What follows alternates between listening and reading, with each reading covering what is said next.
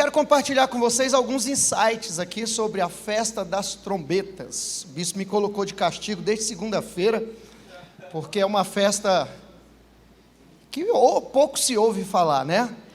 E o interessante é que dentro do contexto judaico, para você poder entender cada festa, você tem que pegar a sequência de cada uma delas. E 4 festas, segundo os messiânicos, já se cumpriu em Jesus, e também pelas escrituras nós vemos isso nos evangelhos também, né? Mas eu quero trazer alguns insights sobre essa festa das trombetas, que seria a quinta festa. Levíticos 23 e 24 diz assim: Disse mais o Senhor a Moisés: Fala aos filhos de Israel, dizendo: No mês 7º, ao 1º do mês, tereis descanso solene, memorial, com sonidos de trombeta, santa convocação. O pastor Lucinho falou, quinta-feira passada, sobre a palavra festa, no hebraico, que é moed. E moed é muito mais do que uma festa. Moed é uma chamada, uma convocação, para você se deparar, para você ter um encontro, para você refletir sobre algumas coisas em relação à sua vida, o seu tempo, o seu propósito, a sua existência, dentro do contexto da sua relação que você tem com Deus. E cada festa, cada convocação solene dessa tem uma representatividade.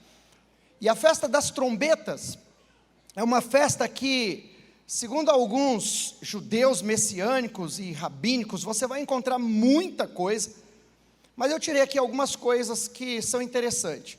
Primeiro, que houve uma junção da festa das trombetas com o ano novo.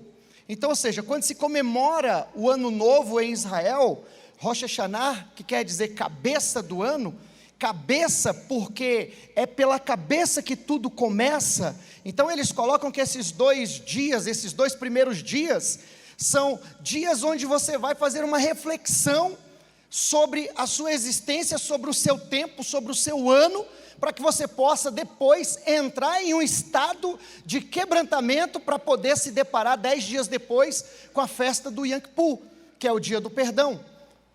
Então a festa da trombeta, ela é uma chamada para você poder fazer uma introspecção do que você está fazendo até agora, e afinal disso estenda a pergunta para você: como se encontra o seu estado existencial até esse dado momento?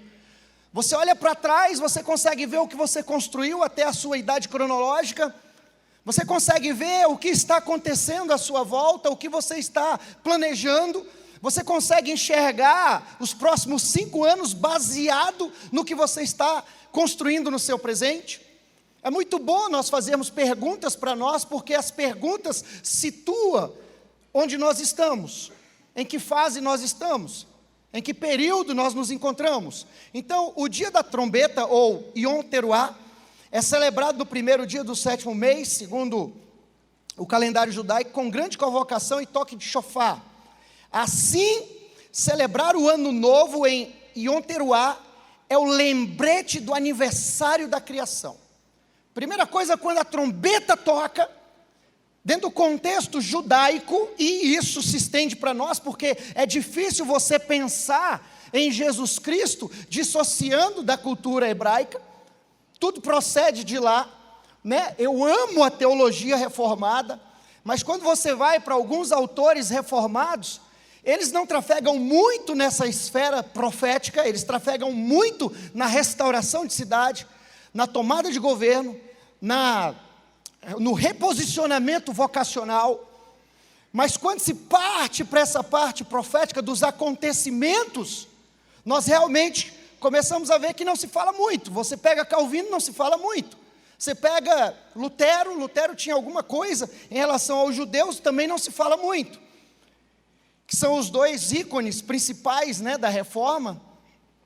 E aí nós vemos que muitos rabinos creem que Yom Teruah, que é a festa das trombetas, é uma festa de coroação do Eterno como Rei, de Jesus como Rei para nós, de Deus como Rei. Outros creem que ele anuncia o retorno do Messias, sendo o toque do chofar um aviso para que Israel, e a igreja e as nações se preparem para recebê-lo. Então a trombeta, ela toca para nós que somos filhos de Deus, a fim de que possamos recebê-lo. Como o Yom Kippur, dia da expiação, é celebrado 10 dias após o Rosh Hashanah, dizemos que Rosh Hashanah marca o início do juízo de Deus sobre a criação. Como eu falei, é um tempo de uma chamada, porque daqui a pouco você vai entrar no dia da expiação. Então, ou seja, é um despertamento para você alinhar a sua vida. É o despertamento para você colocar as coisas no lugar. Ei, eu quero dizer uma coisa já profeticamente aqui. Deus está falando para algumas pessoas aqui, que algumas coisas não estão acontecendo, porque tem peça fora do lugar. Tem promessas retidas porque tem peça fora do lugar. E quando Ele chama a atenção de nós nesse contexto, porque tem promessa chegando até você. Quem recebe, diga amém. Fala para o teu irmão, as promessas estão de olho em você.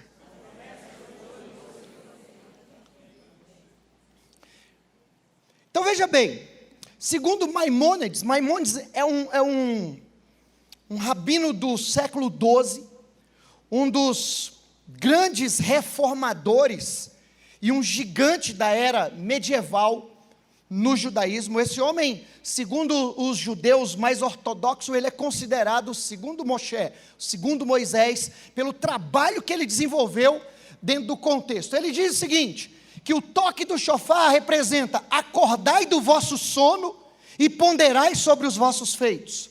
Lembrai-vos do Criador e voltai a Ele em penitência, em quebrantamento. Não sejais daqueles que perdem a realidade de vista ao prosseguir sombras, ou esbanjam anos buscando coisas vãs que não lhe trarão proveito. Olhai bem para dentro de vossas almas e considerai os vossos atos. Abandonai os caminhos errados e os maus pensamentos e voltai a Deus para que Ele tenha misericórdia convosco. Ei, eu sinto que realmente Deus vai nos levar a uma outra fase. Eu sinto que Deus está nos despertando para algo mais intro hoje. Por quê? Porque tem muita coisa fora que nós não estamos enxergando por causa da desordem dentro. Quando eu alinho a ordem interna, eu encontro a resposta do meu lado. Quando eu alinho a ordem interna, o meu corpo começa hormonalmente a entrar em ordem, e eu já não quero prestar atenção em tanta coisa supérflua, mas em coisas que possam trazer edificação para a minha vida. O desgaste, às vezes, da vida, está muito voltado para a falta de encontrar uma ordem interna. Sem posição interna, não tem disposição para fazer nada externo. Disposição vem de encontrar uma posição dentro, para assumir uma posição fora. E eu vim aqui para te dizer que a sua posição está te chamando. Eu vim aqui para te dizer que algo que você está esperando de Deus, ainda essa semana, em nome de Jesus, vai bater na tua porta. Porque Deus não chama a atenção de ninguém sem que Ele não queira dar algo para essa pessoa. Fala para o seu irmão assim: nunca corrija alguém que não faz parte do seu futuro. Você corrige quem vai estar com você lá na frente. O bispo outrora falou aqui: você não corrige um tolo. Você não corrige quem você não tem intimidade. Você corrige quem faz parte do seu futuro. Olha para o seu irmão e fala assim: você faz parte do meu futuro. Agora, eu quero que você entenda uma coisa. É muito importante entender isso, porque quando você começa a entender isso, você começa a encontrar mais sentido profético, até mesmo para os eventos que acontecem nos nossos dias. As principais festas judaicas são 7 festas, e estas festas não são festas diretamente para os judeus, são festas de Deus, por meio dos judeus, para dizer algo sobre a criação como um todo. Você está me entendendo? Não tem como você dizer que é crente, não tem como você ler Romanos e ele falar que você foi enxertado na videira, sem não prestar atenção para a história dos nossos antepassados. Porque Levíticos 23:1 vai dizer: disse o Senhor a Moisés, fala aos filhos de Israel e diz-lhes: as festas fixas do Senhor que proclamarei serão santas convocações. Olha para o seu irmão e fala: você foi convocado para 7 encontros, você já está no 5º, até o 7º algo vai acontecer, algo poderoso vai acontecer, portas vão se abrir, cadeias vão quebrar, correntes vão despedaçar. Mas olha para ele e fala assim: você está fazendo o dever de casa? Porque senão na hora da prova, aí fala: e agora? E não tem como, cola. Fala assim: mas o Espírito Santo, ele anda comigo, a misericórdia e a bondade me acompanharão todos os dias da minha vida. Fala para o seu irmão: tem graça nesse negócio. Fala: Deus vai te dar a resposta. Mas como diz aquele versículo bíblico: faça a tua parte que eu te ajudarei. Não é não? Meu pai sempre disse isso para mim. Então veja bem, a maioria dos judeus messiânicos, e eles vivem muito isso. Por que eu estou falando dos judeus messiânicos? Porque você não vai encontrar essas festas dentro de outros contextos. Você não vai encontrar essas festas quem não mergulha na cultura de Israel. Então, a gente tem que buscar realmente qual o real sentido de cada uma das festas. Por quê? São 4 festas na primavera, que todos eles concordam que se cumpriram no Messias. E são 3 festas de outono, que ainda hão de se cumprir, que essas festas não se cumpriram. As 4 de primavera, a primeira dela é a Páscoa. Nós celebramos a Páscoa aqui. A Páscoa quer dizer passagem, mas por outro lado também, a Páscoa para os judeus quer dizer morte. E Jesus, ele morreu.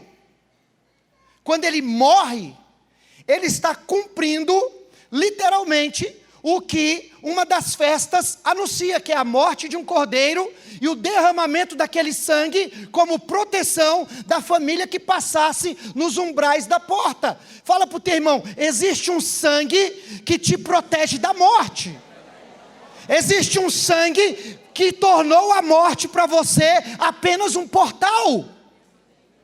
Você está entendendo? O crente não passa pela morte, ou melhor, ele não morre, ele passa. Ele passa. A morte na vida de um cristão é igual diz o Salmo 23: ainda que eu andasse pelo vale da sombra. Morte na nossa vida é apenas sombra. Sombra, porque ele não pode tocar, porque alguém morreu para que eu e você vivesse. Então morte, a Páscoa representa a morte. Os pães asmos representa o sepultamento. Nós não falamos dos pães asmos aqui. Na segunda festa, nós trouxemos a festa de Purim. Ela não está inclusa dentro das 7 principais festas, segundo o calendário judaico. Porém, é uma festa extremamente expressiva, porque eu entendi algo na festa de Purim que eu achei fantástico. Porque Esté paga um preço de vida para que os judeus tenham direito de defesa. Preste bastante atenção nisso. Esté não faz com que os judeus não sejam atacados, mas ela conquistou algo do rei, que deu um selo real para que os judeus pudessem se defender quando eles fossem atacados. Jesus vem e morre por mim e por você, para nos dar direito de defesa contra qualquer demônio que tente nos atacar.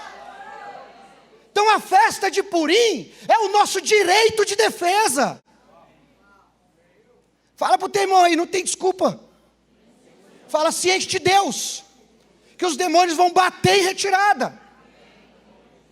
Ciente de Deus, seja possesso de Deus. E você vai perceber qualquer ameaça de longe. Então os pães asmos representam o sepultamento. Aí vem as primícias. As primícias quer dizer que ele foi o primeiro a ressuscitar. Ele é o primogênito dentre os mortos. Ele é a primícia dos que dormem.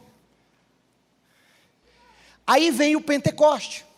O Pentecoste, olha que tremendo isso. O Pentecoste, ele significa a entrega da lei para Moisés. É uma festa que celebra o recebimento da lei de Deus, da palavra de Deus. Jesus é o nosso pão vivo, é o verbo encarnado, é a palavra viva que nós recebemos por meio da descida do Espírito Santo no Pentecoste. Tanto é que no Pentecoste ele traz a nossa língua original, que é a linguagem do céu. Por isso todo crente tem que falar em outras línguas. Talvez você não esteja falando porque o botão está desligado, mas você tem aí já esse acessório. Fala para o teu irmão, aí tem de fábrica. Aí nós entramos na festa da trombeta. Depois vem a festa da expiação, eu não vou falar. E depois a festa do tabernáculo, eu não vou falar. Mas a das trombetas tem vários significados, dentre os quais anuncia a vinda, anuncia o encontro com ele, como também anuncia o acerto de contas.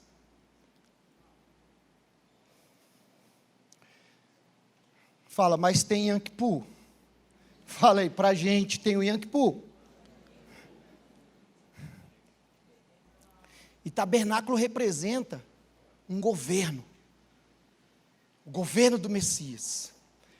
Agora olha só, Mateus 24:31. E ele enviará os seus anjos com um grande clangor de trombeta, os quais reunirão os seus escolhidos dos quatro ventos, de uma a outra extremidade, ou seja, trombeta indica retorno. Fala para o seu irmão, o rei está voltando. Agora olha aqui, ó, 1 Coríntios 15:52, no momento, no abrir e fechar de olhos, ao ressoar da última trombeta, a trombeta soará, os mortos ressuscitarão incorruptíveis e nós seremos transformados. Diga, trombeta representa o meu encontro com ele. Olha só o que aqui diz Apocalipse 2:8. 8:2. Então vi os 7 anjos que se acham em pé diante de Deus, e lhe foram dados 7 trombetas.